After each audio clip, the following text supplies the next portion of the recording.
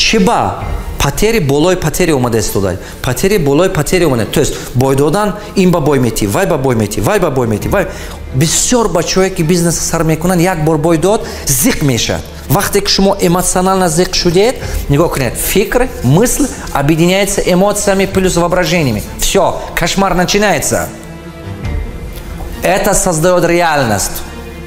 Манами фикре ки эмоция қатти, воображение, тасаввур қатти пайдо шуда, шумо сахт переживат кардед, все, печат сар шуд. Уже фикри потери сар шуд.